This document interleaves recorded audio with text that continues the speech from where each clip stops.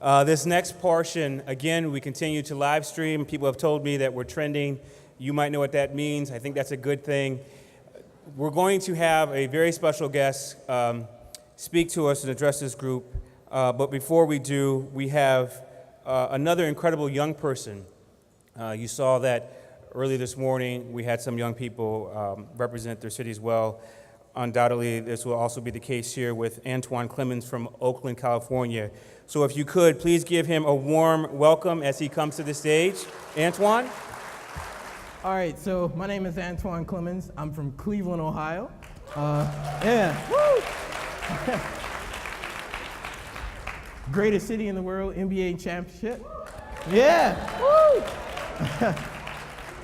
All right, so I'm gonna briefly talk to you guys about keeping our youth involved. So I'm 20 years old. I work for the CMHA Police Department. I'm an officer there.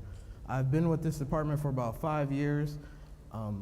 Keeping the youth engaged started when I started the program. It's a program just to help young people who want to become officers. It shows them the different sides of law enforcement. It's the community aspect, and it helps you to build your character. It helps you to build yourself up so that you can do various events like this. The program it's really just to help our youth actually become where we are now. Some Camden, New Jersey guys, we're the future. So as a youth, we're not necessarily replacing you guys, we're filling you guys' shoes. This program helped, I'd probably say in the first week that the program started, we had an impact on about 125 kids in the first week. And we have about 300 and some kids in the program as of now. This program is dear to me because growing up, I was affected by the police. I had all kind of runs in with them. I got stopped because I looked like another kid. I got stopped because I'm going to the grocery store and I got a brown bag with a Pepsi in it and they think I got alcohol, even though I don't look that old. It's just, this is something that's dear to me because if we don't keep the youth involved, then this isn't going to help our youth at all. It's something we have to keep on going as a momentum. Like I was speaking last year at the summit, we have to keep our momentum going. We come here every year, we talk about what we're going to do with the youth. We got to keep them involved going all throughout the year. If you want to be a change, you got to be the change you see. So me, I'm working in my community to help bring the teens out of gangs or violence or trauma that they're going through to help them build themselves up so that they can fill our shoes. And that's it.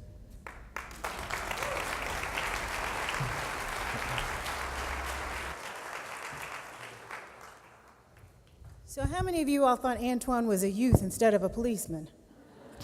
That's what I thought too.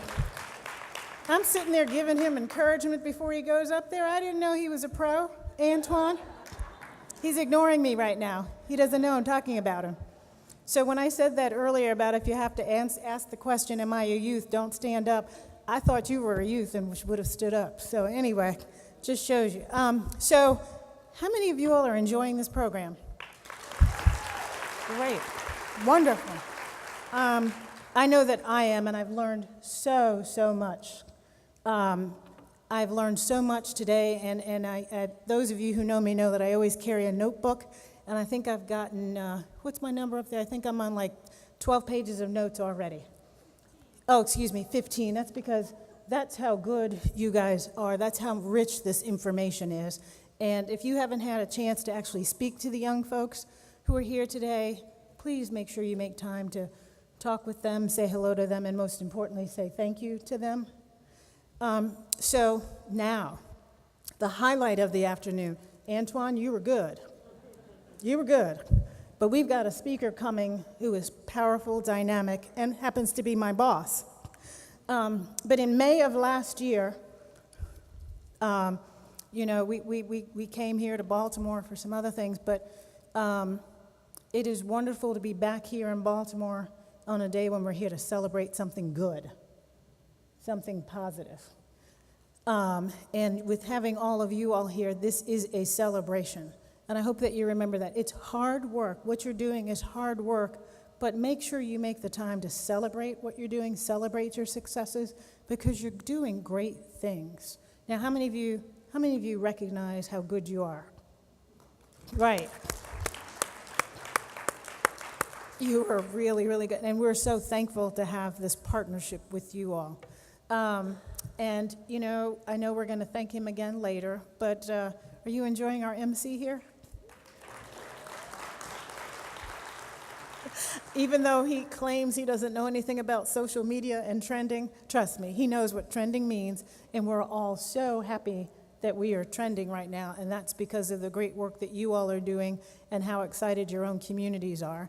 And I'm not sure who's watching us on the webcast, but we are so grateful for your interest in this and that you are taking the time to sign on and watch us and learn from this program as well. So, we are going to have an exciting program on Wednesday. How many of you all are staying through till Wednesday?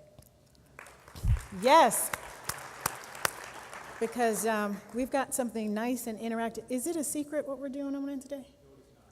Okay, good. I just had to make sure. You're going to get to vote on Wednesday, not for president, for something even better.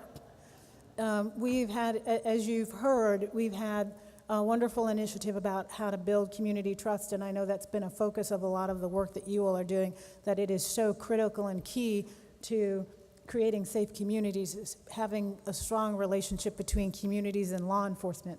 So we had a competition, and you're going to get to vote on the 2 finalists for the competition to create an awareness campaign among young people. So does that mean that more of you are going to stay now till Wednesday? Is that a yes? Is that a yes? I think it is. So, hold on. Let me ask you something.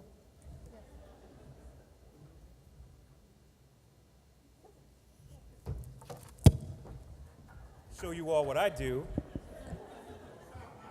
I do this for a living. It's my second job. Even better. See how flexible he is? Usually he can read my mind. We're sitting in meetings. You know he's my chief of staff. And we sit in meetings sometimes and he shakes his head no. Or even better, he sits behind me and kicks my chair trying to tell me stop. And as you saw this morning, I ignore him on a strategic basis. But now, we've got the lady of the hour, the most important law enforcement officer in the country. So in May of last year, a little more than a week into her new job, Attorney General Loretta Lynch came to this city in the wake of the unrest following the death of Freddie Gray and announced her intention to work with this community to, as she put it, create a stronger and better Baltimore. That's why we picked Baltimore to come today to demonstrate our support for Baltimore.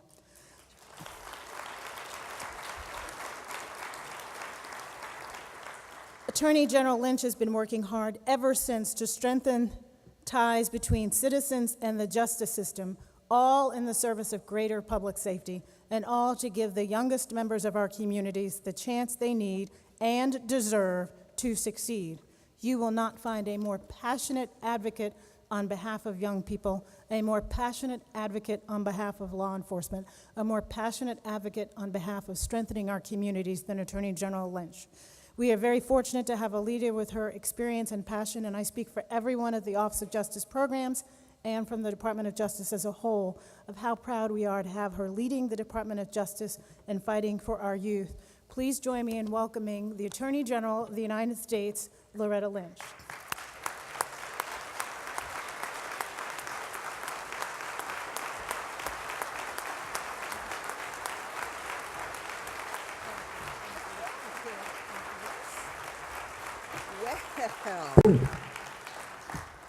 Oh, thank you, everyone. Thank you. Good afternoon. Well, sounds like we have a lot of energy here in Baltimore. That's a good thing, because we have a lot of work to do on this important issue. Let me thank you, Karol, for that kind introduction, as well as for your leadership of the Department's Office of Justice Programs.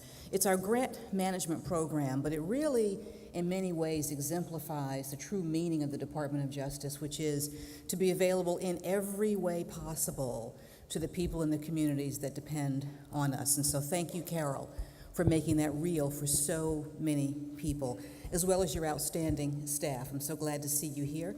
Rod, so glad to see you, my U.S. Attorney here in Baltimore, a leader in both cases and the community.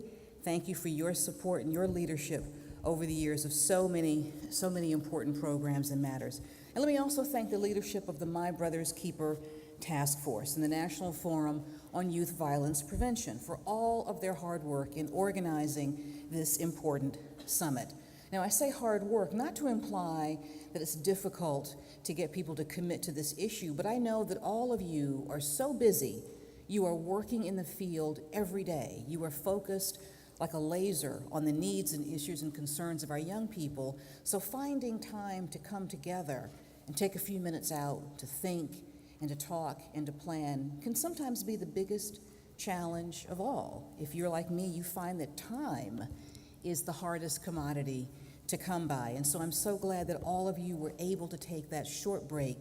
And I know that this will be rejuvenating for you. Like so many important initiatives, you will learn so much from the people in this room, from your colleagues, from everyone who is so dedicated and devoted to this important issue.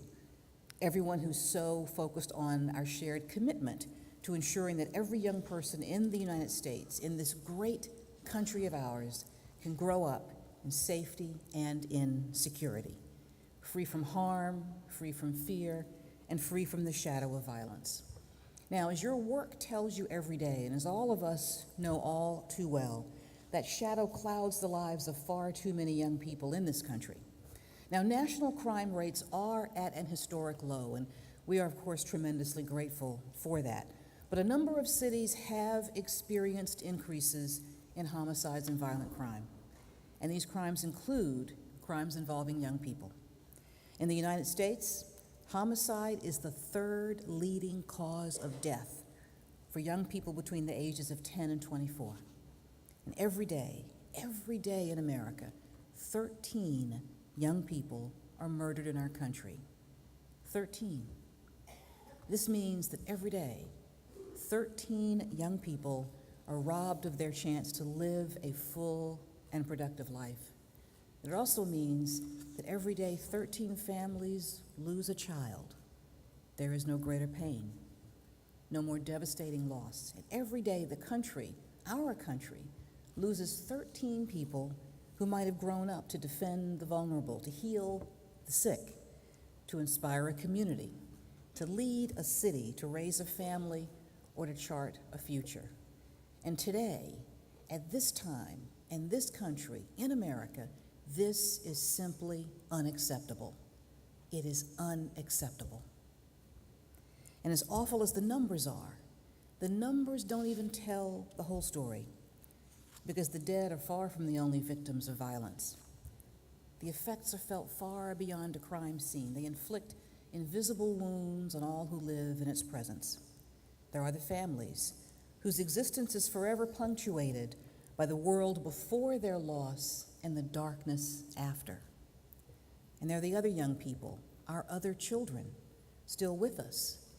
Children who grow up accustomed to the sound of gunshots, who go to school where disputes are resolved with fists instead of words, and who are raised in homes that are full of conflict, not comfort. Children who attend the funerals of relatives and friends and peers and neighbors with tragic regularity. These children too, these families too, are also the victims of violence. Now that we know that exposure to violence at a young age is associated with so many long-term issues, physical issues, mental and emotional harm. We know it puts young people at greater risk of failing in school. We know it puts young people at greater risk of struggling to find and hold a job. And we know that it makes it more likely that they will become involved with the juvenile and criminal justice system. Well, of course, because how can you hold life dear when you have seen it go for almost nothing? Now, these are, of course, significant consequences with profound implications, not only for young people directly affected by violence, not only for the communities where violence is a constant presence and for the families who bear its costs, but these have profound implications for all of us, every single one of us. Because violence deprives us all of the skills and the talents of a large portion of our population. It prevents our country from fulfilling its potential. It sows feelings of alienation, mistrust, and contributes to a pernicious cycle of poverty and crime and incarceration that has taken a terrible toll on our families, on our communities, and on our country.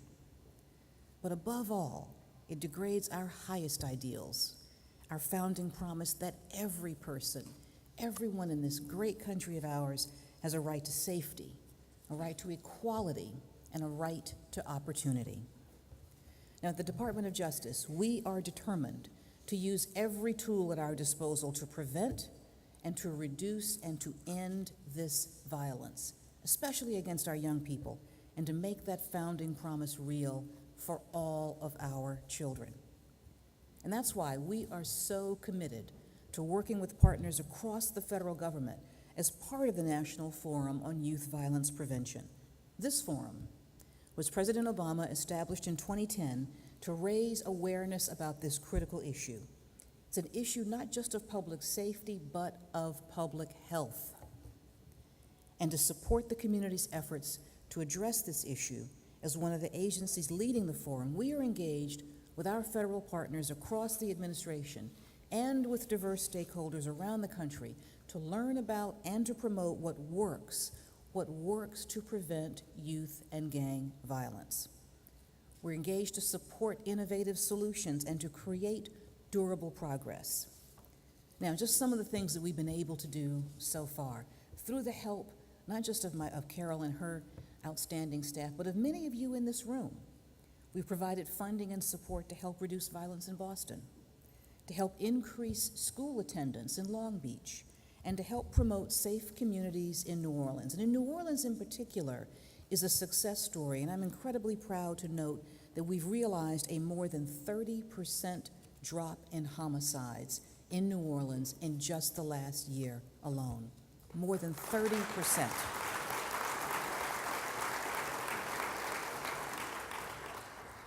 And as I think, frankly, the key is because we're teaming up with all of you. We are joining with the faith and community-based organizations. We're joining with youth and family groups. We're joining with business and philanthropic leaders in neighborhoods from coast to coast. Our U.S. Attorney's Office, not just Rod, but all of his colleagues, are working closely with local law enforcement and elected leaders in their districts to reduce violent crime and to build capacity and promote holistic responses to violence and its consequences. Now, we at the Justice Department, all of us who are so committed to this issue, we're proud to play a key role in this groundbreaking administration-wide effort. Truly, this cuts across all departments. I know you're hearing from other cabinet secretaries throughout your conference, and I hope that you also grasp from that how important this is to all of us. It's one of the many ways that we are looking to respond to milestone number 6 of My Brother's Keeper, keeping kids on the right track and giving them second chances. And we will continue to contribute to this forum going forward. Now, in addition to the federal efforts that we're working on, there's so much more because, of course, there's so much more work to do. We're also working at the Department of Justice. We're working to advance a number of comprehensive and collaborative initiatives with our state and local partners, because we understand that the best way to make a difference in communities is to work hand in hand with the people who live and work in our communities every day. And through the community-based violence prevention demonstration program, which is managed by our Office of Juvenile Justice and Delinquency Prevention, I think I see Bob Listenby here. Thank you for running that with us so well, Bob.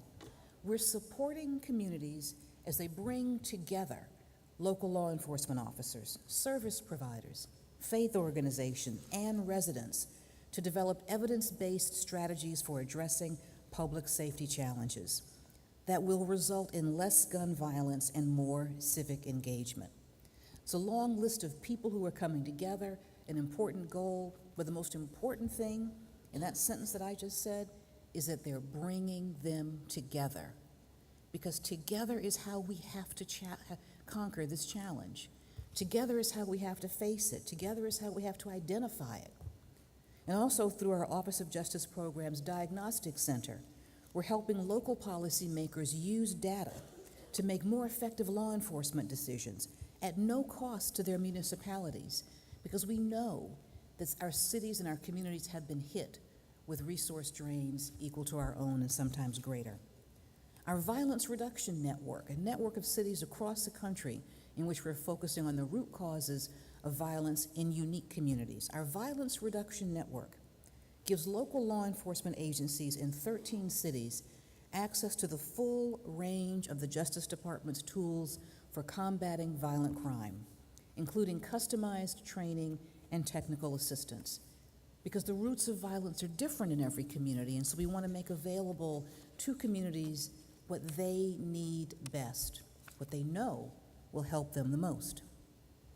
And our Defending Childhood initiative encourages local communities to adopt evidence-based treatment for children who've been affected by violence, and helps them revise the policies and practices within the public systems that serve children and their families. Now, these are all vital steps. I'm tremendously proud, not just of the work that we've been able to do, but the partnerships that we have been able to craft. I'm so happy that we're able to do this, but I'm also well aware none of these efforts on the behalf of the department would be possible without the participation and the partnership of everyone in this room, as well as all the organizations whom you represent, citizens and leaders like you. The tools that I've outlined are the tools that we use for, but most importantly, we use with all of you. And after all, you know your communities best. You've got the legitimacy and the authority to convince the disparate groups to come together, to open and to have those difficult conversations, and to propose new approaches. You're the ones who know which schools are grappling with the highest dropout rates and which neighborhoods are plagued by gangs, and also which children are struggling with turbulent homes. Now, we understand that we need multifaceted solutions to our challenges, and that supportive environments at home, at school, and in the community are essential for preventing violence. We know all of this, but you are our eyes and our ears. Most importantly, you are an extension of our heart, and we rely on you to help us direct our resources and apply our expertise where they can have the greatest impact. And we will continue to depend upon you, to listen to you, and to work with you in the days ahead to further our progress toward the more just and peaceful society that we know is possible, toward the safe and warm and happy home that every child deserves, and toward the nurturing community and school system that every community wants to achieve.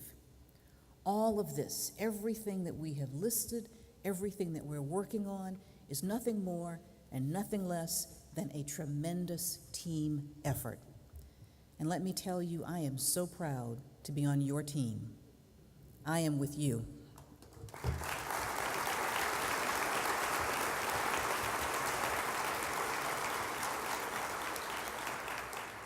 Now, I've listed a lot of problems and raised a lot of issues that I know you all are discussing in depth.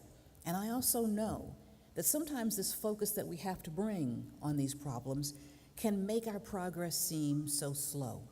You know, it's almost as if the hill just gets higher. But we won't build the perfect society overnight. But as I look out over this gathering of advocates and academics, volunteers and students, pastors, police officers, public servants, I am actually confident about the direction in which we are headed. Because again, I'm following all of you. I am so excited about what we're going to achieve, and I am inspired by your work. Faced with the darkest days that our citizens encounter, you never turn away. Your courage, your faith, your determination to meet the greatest tests of our time is what will carry us through these challenges. And you've already taken the most important step. Faced with daunting challenges, you have joined the struggle. That's the first thing that all of us have to do. Encountering these persistent problems, you rose above the easy temptations of cynicism and despair. How many of us know people full of promise who get pulled down by those twin evils. And confronted with the darkest impulses of mankind, particularly the shadow that can reach across our children, you have responded with light. You have responded with compassion. You have responded with love. It is people like you that have made this country great. You are the ones who brought us through the darkest hours of our past. You are the ones who are pointing the way to a brighter future for us all. And one of the reasons I'm so glad to be here today is to be able to say thank you. Thank you for that dedication. Thank you for that commitment. Thank you for always turning towards the light when it's so easy to fall back into the shadows. Thank you for working to build what Dr. King called the beloved community. Thank you for believing that it is possible. And I know that together we will make it so. Thank you so much for letting me spend a few minutes with you here today as you take a break in the important work that you are doing to keep our children, to keep our families, and to keep our nation safe. Thank you so very much.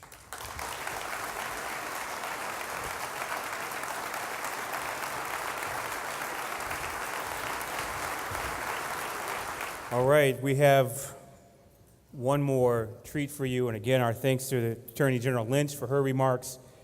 And Antoine, I want to let you know that Ed Chung and I are going to have a real strong talk with someone about that video. We're going to find out who took your video. I really thought it was the planets. I thought you had something stellar to present. But Ed and I are going to check on that. But thank you again for your remarks. So for our final presentation today, it will be from Javier Arango. And I have it in my notes as Oakland, California. Is that Oakland? All right. So please welcome Javier.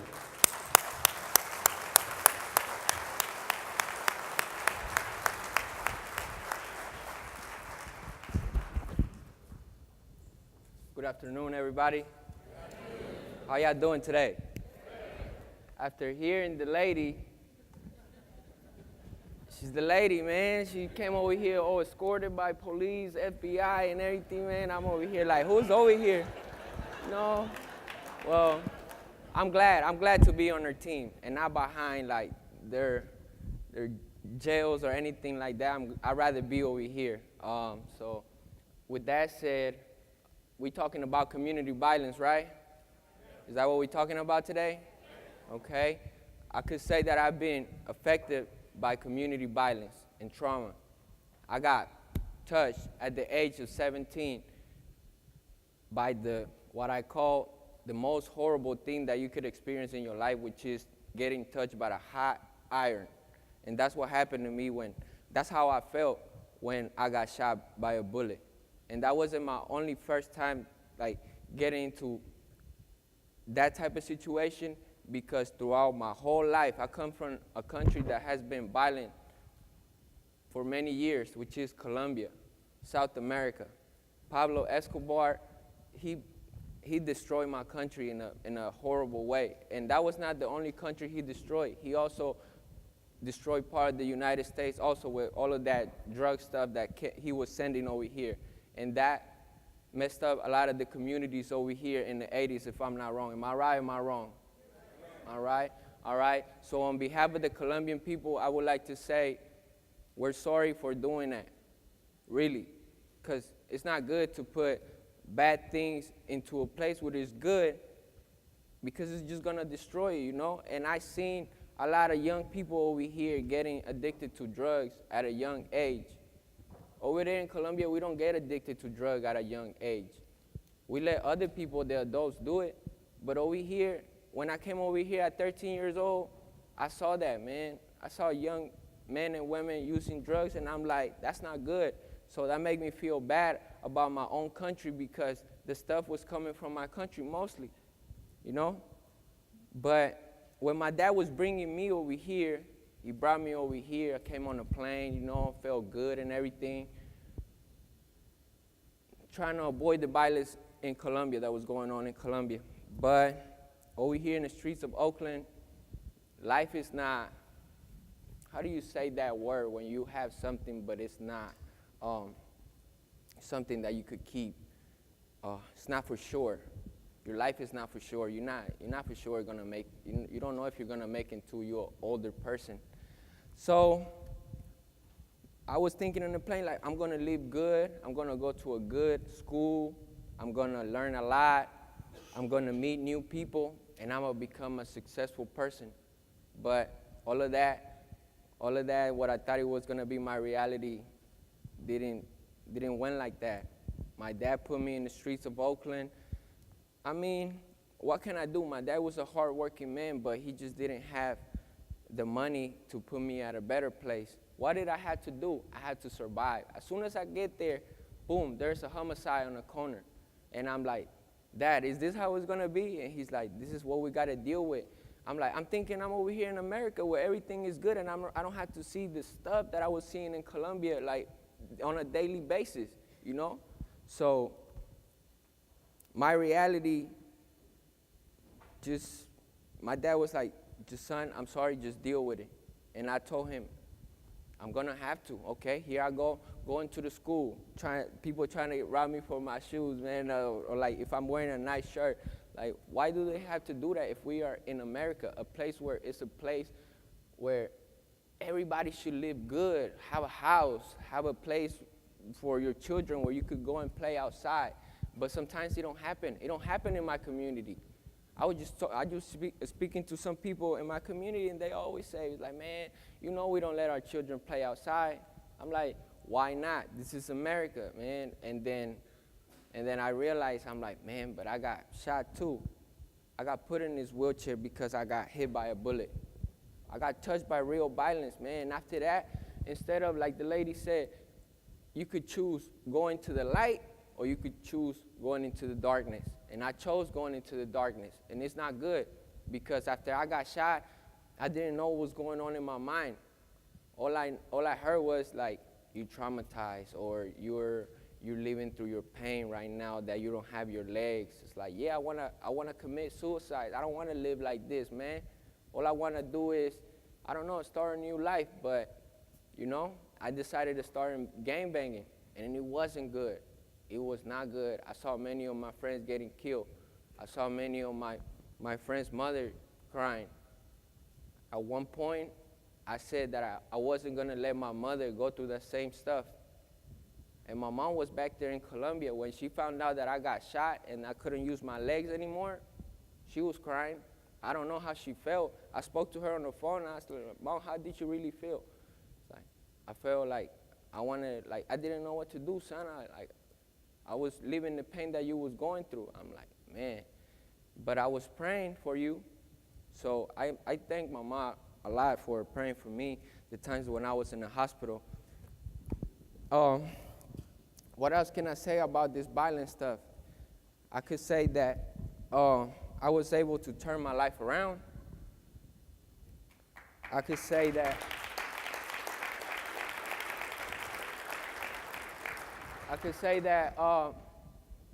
being an immigrant, I'm working with immigrant children now, but I'm not trying to let them fall through the bad things that I went through in my life. I'm trying to teach them that there is a better way here in America. I'm trying to teach them, you know, don't, just because of the stuff that you had lived in your country, don't think that you could live like in a very different way over here. I'm telling them, you know, go to university, go to a college, try to stay off the streets. That's all I'm telling them. And then I could have chose not to do that, but I'm somebody that want to be in the right team, not in the wrong team, man, for real.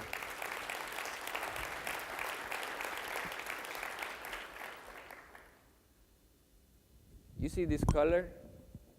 I feel like everybody in this world is one color. It's not Caucasian, it's not white, it's not Russian, it's not Brazilian. Here I am working with some of my youth. They just graduated like a couple of weeks ago. And I mentored them throughout the year, and only one fell through the cracks. Out of my group that I work with, black males in Richmond, California, only one fell through the cracks. But it was because he had a lot of bad situations going on in his life that it was just, I just couldn't help him out. But I tried my hardest, and I could tell that he came with me like 1 month before the school was over. He was out of the school, but during the whole school year, I tried to keep him in track, you know. So here's some of them. They graduated a couple of weeks ago. I feel very proud of that because me being Latino, helping other races, and I feel it's good. And I'm just showing y'all right here some of the stuff that I do. But here we go again. Here I am with this is called the Youth Peace Academy. I did this program 2 weeks before coming over here. So I basically did my summer little program, and this is for the kids that are gonna be just in the streets because they don't have nothing to do. The school is over, what they gonna do? Nothing. Just get into bad situations in the street. So here I am trying to help them out. I never been to the Academy of Sciences in my life, but I went a couple of days ago, and it was nice. I seen an albino crocodile, man. I never seen that in my life, man. What else is in here? I never seen a white crocodile. I'm like, whoa. What is Yeah, and here they are graduating Friday. Took this picture on Friday. And so what I trying to do with my kids, you know, empower them, trying to tell them, stay out the street. Look at this. It's not good living like this. I'd rather have you doing different activities like my friend Johnny, he does the dancing. I learned that when your mind is busy dancing, you forget about the problems. You really do. And I have learned that, and then my friend Johnny has been my right hand working with me and these kids, and you're gonna see them at the workshop that we're gonna have tomorrow. How we have these masses of youth coming together.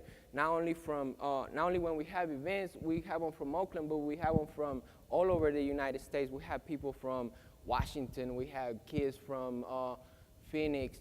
We have people from all over the Bay Area in Oakland, California. So everybody just comes together, and I'd rather have them right there doing something positive than out there in the streets getting hurt, getting shot, getting killed, ending up in jail, man, straight up. What else do we have right here? Oh, yeah, and I would like to thank the people that has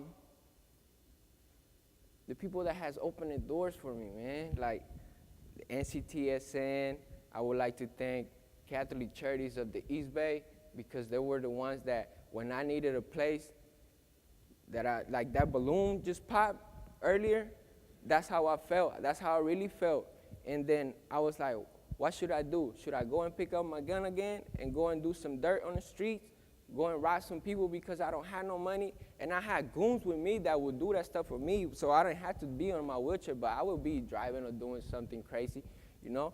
But I had people doing that bad stuff for me. And who was these people? 12, 13 years old, you know? So that was really bad, and I don't like that. Now that I think about that, that's very horrible, making children do that stuff. I'd rather have them do positive stuff. So I would like to thank the NCTSN. I would like to thank you guys right here at the 5th National Youth Prevention Violence Program. Yeah, exactly. Yeah. For helping me out all of these years that I've been able to turn my life around. I decided to quit at 22 years old. Now I'm 27 years old, and I'm still going, and I'll be in this world doing this work until the Lord calls me back over there. So thank you.